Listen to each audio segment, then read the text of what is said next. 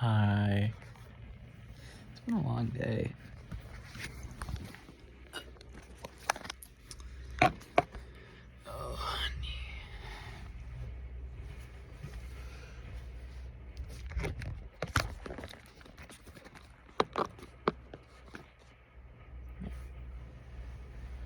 Man, I'm beat.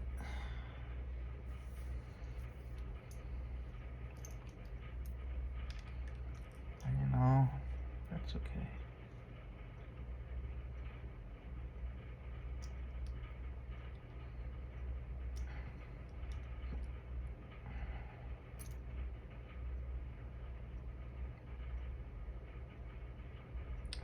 Doing this, saying goodbye, it's a little surreal, but it's also a little like facing death. But you know it's coming. Because you know that there's going to be a certain point where you can no longer have the same set of ideas or line of thinking as you could before. Because you know that you're not going to be able to do what you were doing before. And I just think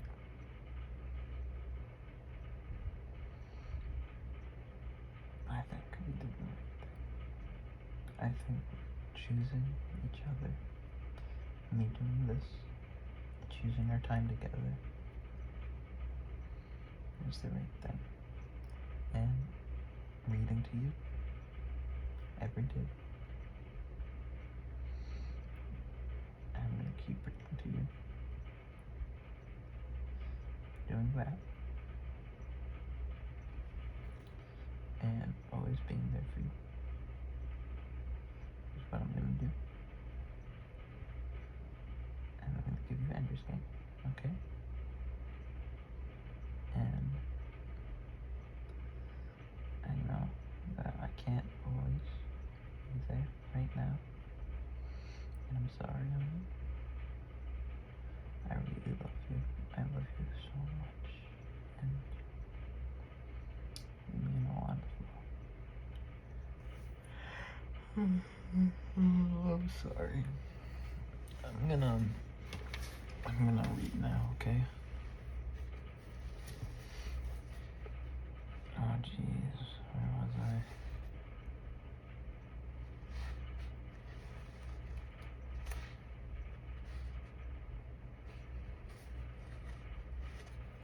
Oh.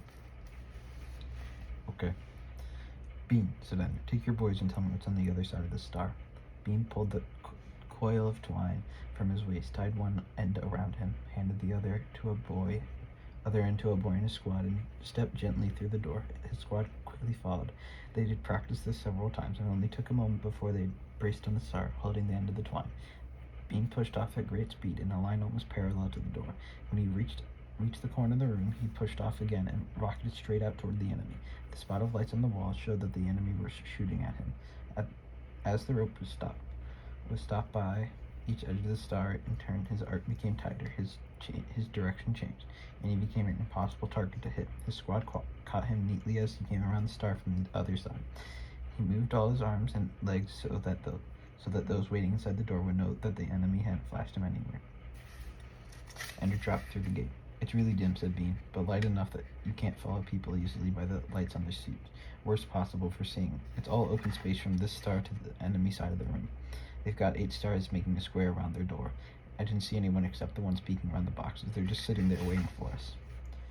As if to corroborate Bean's statement, the enemy began to call out to them. Hey, we're hungry. Come and feed us. Your ass is dragging. Your ass is dragging. Ender's mind felt dead. This was stupid. He didn't have a chance. Outnumbered 2 to 1, forced to attack a protected enemy. In a real war, any commander with brains at all would retreat and save this army. What the hell, said Bean. It's only a game. It stopped being a game when they threw away the rules, so you threw them away too. Ender grinned. Okay, why not? Let's see how they react to a formation. Bean was appalled. A formation? We've never done a formation in the whole time we've been an army.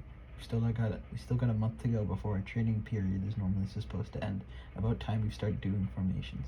Always have to know formations. He formed an A with his fingers, showed it to the blank door, and beckoned. A tune quickly emerged with, and Ender began arranging them behind the star. 3 meters wasn't enough room to work, and the boys were frightened and confused. It took nearly 5 minutes just to get them to understand what they were doing. Tiger and Griffin soldiers were reduced to chanting cat calls, while their commanders argued about whether to try to use their overwhelming force to attack Dragon Army while they're still behind the star. Momo was all for attacking. We outnumber him 2-1, while B said, "Sit tight and we can't lose. Move out and he can figure out a way to beat us." So they sat tight until finally in the dusky light they saw a large mass slip out from Ender's star. It held its shape even when it abruptly stopped moving sideways and launched itself toward the dead center of the 8 stars where the 82 soldiers waited. "Doobie-doo," said a Griffin. "They're doing a formation. They must have been putting that together for all 5 minutes," said Momo. "If we attack while they were doing it, we could have destroyed them." "Eat it, Momo," whispered B. "You saw the way that little kid flew. He went all the way around the star and back without ever touching the wall. Maybe they all got hooks. You think of that? They got something new there." The formation was a strange one, a square formation with a tightly packed bodies in front making a wall. Behind it a cylinder, 6 boys in circumference and 2 boys deep, their limbs outstretched and frozen so they couldn't possibly be holding on to each other. Yet they held together as tightly as if they'd been tied, which in fact they were. From inside the formation, Dragon Army was firing with deadly accuracy, forcing Griffin and the Tiger to stay tightly packed under stars. "The back of that sucker is open," said B. "As soon as they get between the stars, we can get around behind." "Don't talk about it, do it," said Momo. He took his own advice and ordered his boys to launch against the wall and rebound behind the Dragon formation. In the chaos of their takeoff, while Griffin Army held tight to the stars, the Dragon formation abruptly changed. Both the center and the front wall split in two as boys inside it pushed off almost at once. The formations also. Yeah.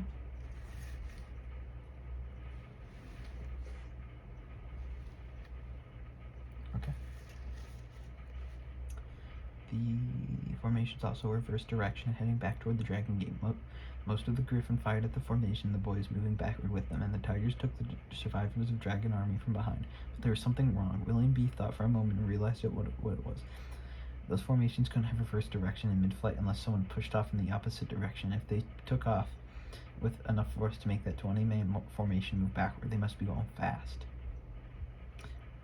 There were 6 small Dragon soldiers down near William's B. own door. From the number of lights showing on their flash suits, B could only see that 3 of them were disabled and 2 of them were damaged. Only one was whole, nothing to be frightened of. B casually aimed at it, pressed the button, and nothing happened. The lights went on. The game was over. Even though he was looking right at them, it took B a moment to realize what had just happened. 4 of the Dragon soldiers had their helmets pressed on the corners to the door, and one of them had just passed through. They had carried out the victory ritual. They were getting destroyed. They had hardly inflicted any casualties, and they had the gall to perform the victory and end the game right under their noses. Only then did it occur to William B. that not only had the Dragon Army ended the game, it was possible that under the rules they had won it. After all, no matter what happened, you were not certified as the winner unless you had enough unfrozen soldiers to touch the corners of the gate and pass someone through into the enemy's corridor. Therefore, by one way of thinking, you could argue that the ending ritual was victory. The battle room certainly recognized it as the end of the game. The teacher gate opened and Major Anderson came in the room. "Ender," he called, looking around. One of the frozen Dragon soldiers tried to answer him through the jaws were clamped shut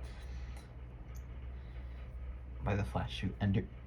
Anderson hooked over to him and thawed him.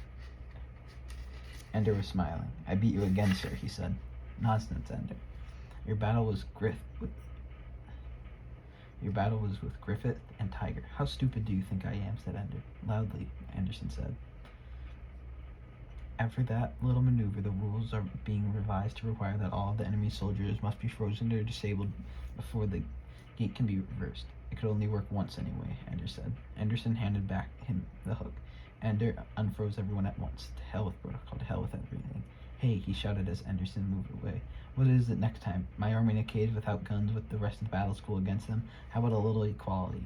There's a loud murmur of agreement from the other boys, and not all of it came from the Dragon Army. Anderson did not so much as turn around to acknowledge Ender's challenge. Finally, it was William B. who answered, Ender, if you're on one side of the battle, it won't be equal no matter what the conditions are.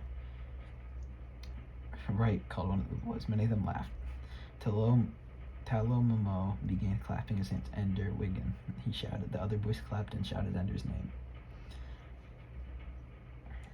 Ender passed through the enemy gate. His soldiers followed him. The sound of them shouting his name followed him through the corridors. Practice tonight? Asked Crazy Tom. Ender shook his head. Tomorrow morning, then? No. Well, when? Never again, as far as I'm concerned. He could hear the murmurs behind him. Hey, that's not fair, said one of the boys. It's not our fault the teachers are screwing up the game. You can't just stop teaching us stuff because... Ender slammed his head against the wall and shouted at the boy. I don't care about the game anymore. His voice echoed through the corridor. Boys from other armies came to their doors. He spoke quietly into the silence. Do you understand that? And he whispered, the game is over.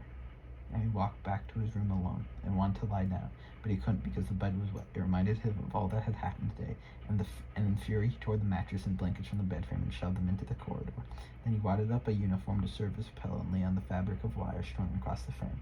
It was uncomfortable, but Ender didn't care enough to get up. He had only been there a few minutes when someone knocked on the door.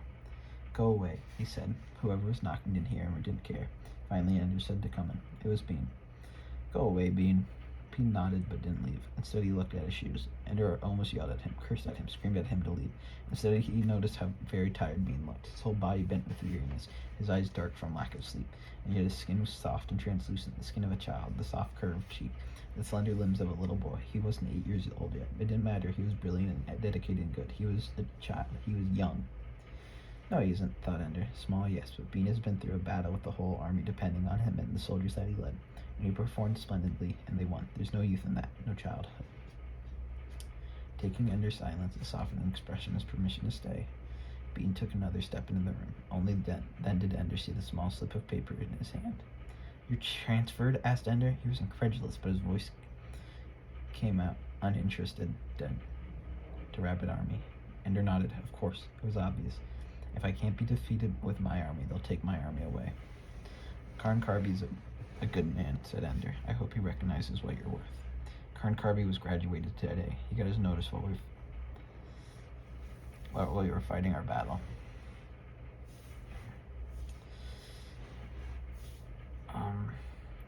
Well, who's commanding Rabbit then? Bean held his hands out helplessly. Me. Ender looked at his ceiling and nodded. Of course. After all, you're only 4 years younger than the regular age. It isn't funny. I don't know what's going on here. All the changes in the game. And now this. I wasn't the only one transferred, you know. They graduated half the commanders and transferred a lot of our guys to command their armies. Which guys? Well, it looks like every toon leader and every assistant. Of course, if they decide to wreck my army, they'll cut it to the ground. Whatever they're doing, they're thorough. Still win, Ender. We all know that. Crazy Tom, he said. You mean I'm supposed to figure out how to beat Dragon Army? Everybody knows they're the best. They can't break you down no matter what they already have. No, Ender, they can't. I don't care about their game anymore, Bean. I'm not going to play it anymore. No more practices, no more battles. They can put... Oh. Love, you are calling. I love you. I will see you. This is kind of weird. I love you. Bye-bye.